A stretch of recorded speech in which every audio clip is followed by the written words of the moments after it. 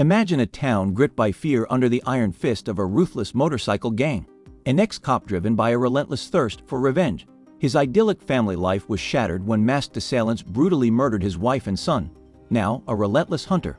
He's arrived in this town seeking those responsible. While hunting in the woods, Dale, one of the hunters, discovers a rabbit and opens fire. But the rabbit escapes unharmed. He becomes angry when his companions make fun of him, so he decides to murder something and goes after the rabbit. When he reaches the edge of the cliff and aims, Ryan Garrett, a renegade police officer out for revenge, ambushes him.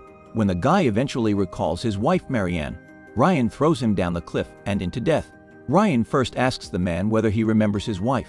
Ryan has vowed to get revenge since he can't stop having nightmares about the horrible murder of his family. He has located the motorcycle gang known as the Circle and followed them to Hope, a small, well-known town.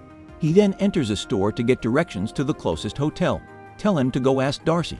Then we show FBI Special Agent Frank informing his team on Ryan's wife's and their 9-year-old son's vernacular, with Dale serving as their main suspect. He finds out then that Dale's corpse has been discovered, and they believe their vigilante is the one who murdered the two guys. Frank goes to the coroner's office, where the coroner informs him that their vigilante is a very powerful guy, and that Dale's neck was crushed.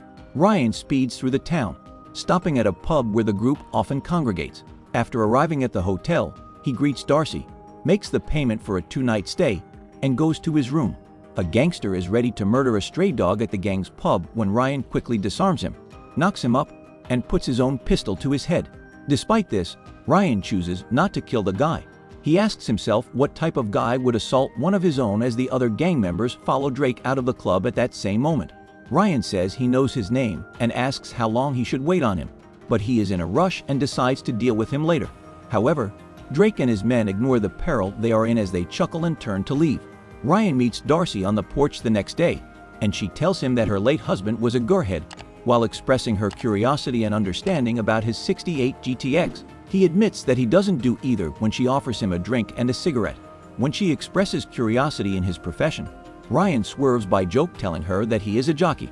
Later, we see Drake working out at the base of his gang when one of the other members, Rex, informs him that a guy who owes him money is waiting for him. Drake makes the decision to engage the guy in an electric fence-mounted cage match. Drake offers to erase their debt if the guy can survive one round, but the man begs for a little more time to pay. The guy agrees since he is large and can see a way out.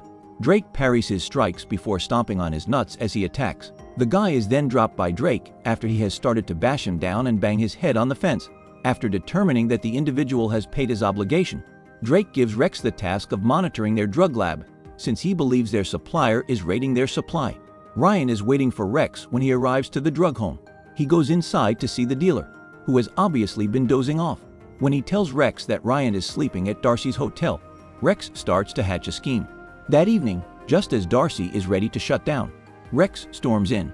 Darcy refuses to give him the new guest's name when he demands it. When Darcy attempts to stop him from seeing the visitor book, he smacks her. He locates Darcy's revolver and presses it to her head, putting pressure on her to treat him with dignity.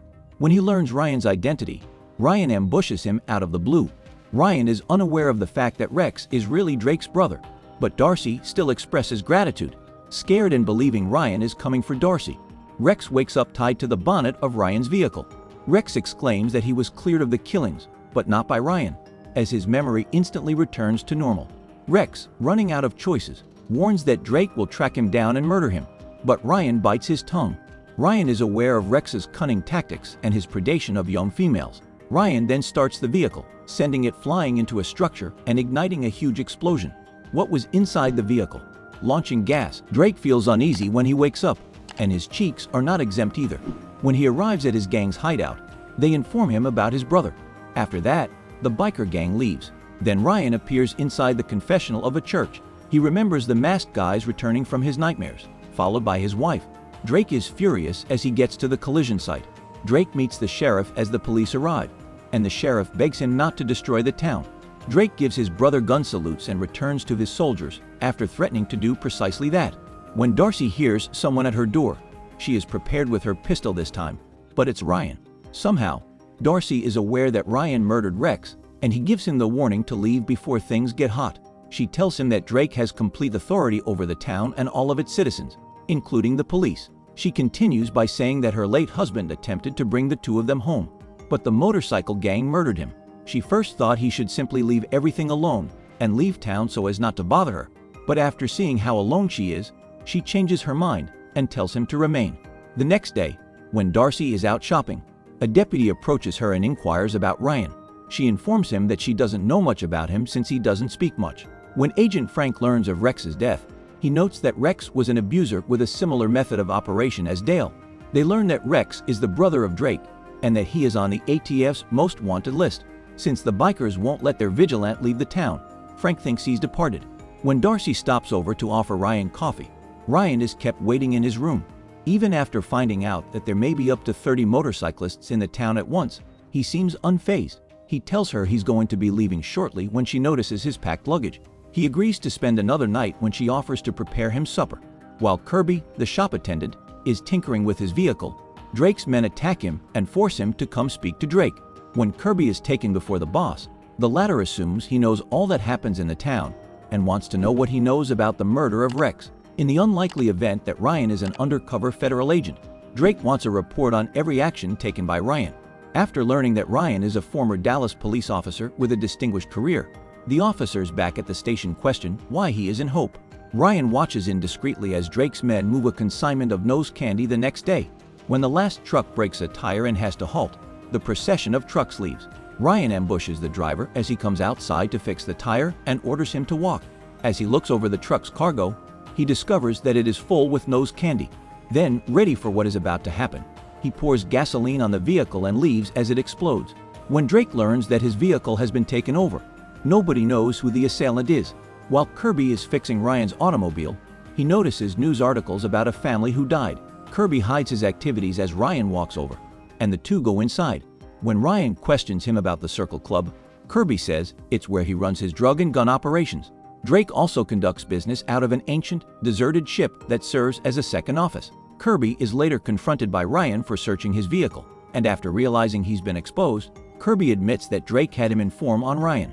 Surprisingly, Ryan then instructs him to provide Drake with all the information he needs. When Crab, one of the motorcyclists, appears outside, Ryan emerges to confront him. When the two guys square off, Crab feels like he has a shot, but Ryan is scrubbing him across the floor. Crab grabs a wrench and swings it furiously, but Ryan stops him and gives him a good beating. Then, knowing that Crab would notify Drake, Ryan lets him go. Drake meets with the sheriff after that and asks about the status of his package.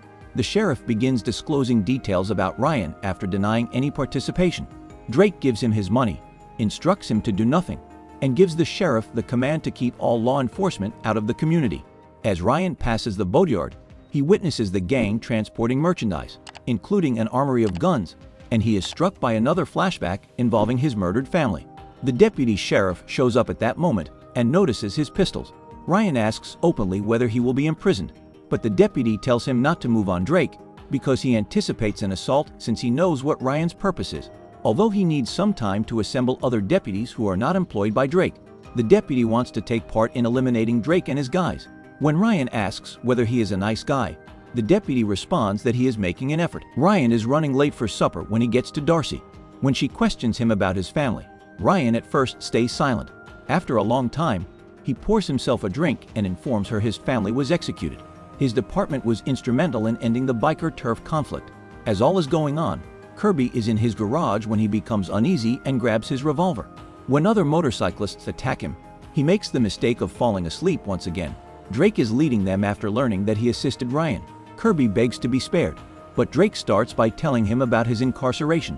When he was a young guy, the prisoners cruelly tormented him on his first visit. After obtaining the identities of all the police officers who had imprisoned him and forcing them and their families to pay, he ultimately exacted vengeance on the convicts. Subsequently, while traveling, the deputy witnesses the startling sight of Kirby's lifeless body on a tow truck. When Darcy and Ryan arrive on the scene, the deputy prevents Darcy from seeing her buddy. He calms her down even though she should be shot when she grabs his pistol. Ryan, nevertheless, races out to attend to some business. Agent Frank shows up in Hope and talks with the sheriff to look into the deaths that have occurred in the town, but the sheriff won't cooperate, claiming that everything that has transpired has been an accident. Ryan breaks up the pool game that the motorcyclists are all playing at the tavern. Rex isn't taking any risks by making all of his soldiers leap. Ryan even helped a girl who was disoriented while heading to the kitchen. Ryan starts mercilessly eliminating the guys, tanking all of their attacks. With a pool stick in hand, he starts to drop the guys as he makes his way through them. Before Ryan can disarm Rex, he shoots his own guy when he draws a pistol. Although the two are facing one another, Ryan is cramming his body inside his trunk in the next scenario. Drake hears a noise when he's in the pub. Ryan leaves Rex on fire and rushes off as they go to check. Then Drake gives his soldiers the violent command to slaughter everyone. Then Ryan recalls the day when everything went wrong at a birthday celebration he hosted for his kid. 3 masked guys enter the yard and start shooting at everyone, upsetting his wife that he was carrying a pistol. After that, Ryan was left for dead, and his family, including his wife and son, were all massacred. His boss had declined to provide him with any details on the individuals. The 3 were just gunmen with a mastermind at the controls. After learning where the 3 gunmen were hiding, he storms into the hideaway and drops them with a shower of gunshots. Agent Frank stops over to speak with the deputy sheriff while he is alone himself. It is revealed that the deputy is the son of the sheriff. He continues, saying that before Drake took control and began trafficking in narcotics and weapons, the Circle had defended Hope. As they get ready for battle, Drake orders his troops to fetch all of their weapons.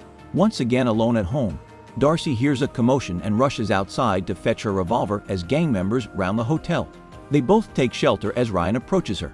After seeing the guys enter the room, he swiftly turns off the lights and removes the men. A guy enters brandishing an assault weapon, but is knocked down by 2 well-placed rounds. They are attacked by criminals who knock Ryan down and abduct Darcy as they attempt to flee. When Frank and the deputy go to the hotel, Frank phones for help after seeing the mess. Ryan awakens to see Drake seated in front of him within the gang's hiding place. As they bring a tied Darcy into the chamber, Ryan swears he will have fun murdering him.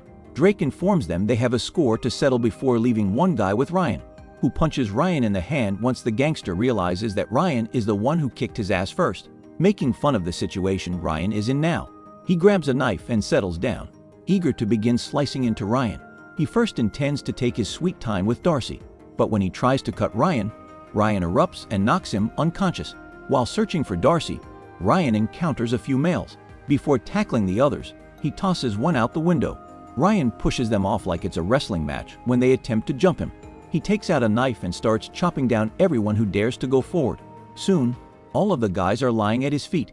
He keeps looking, until soon he spots Darcy in a random corner by herself, unobserved, and the two make their getaway. When the deputy finds out that his father took his own life out of humiliation, he goes home and calls for his father. The deputy doesn't lose any time in joining forces with Frank to declare that Drake is the reason his father died and that he is now the sheriff. As the backup comes, the 2 guys prepare their firearms. As Ryan and Darcy are leaving, they come into the gang's enormous supply of nose candy. When Drake approaches them, Ryan sends her running. The 4th shooter that day was, as it turned out, none other than Drake. We all know that Drake's claim that he did not recognize Ryan is untrue. When Ryan places a table in front of him, they square off as he starts to make fun of Ryan's family and asks whether he heard them scream. Ryan absorbs several terrific blows from the 2 guys as they trade strong blows. Ryan escapes from Drake's headlock when the 2 men, who are similarly matched, manage to release themselves. Ryan grabs Drake's arm and taps their hands together in an odd mating dance after he knocks him down. Drake draws a knife and manages to catch Ryan with a few blows. The 2 start trading hard blows, but Ryan's punches are stronger than Drake's, causing him to collapse to the ground. Frank shoots Drake dead outdoors as he tries one final time. When the movie's lone black guy appears, the deputy compliments him on his excellent work, even though he didn't do anything at all. He tells Darcy in their conversation that he is not mourning the loss of his father and that he intends to take over as sheriff. Frank approaches Ryan as he is about to leave. Frank lets him go after declining to arrest him on the grounds that they lack proof. The story ends with him saying his goodbyes to Darcy and leaving town after exacting revenge on his family.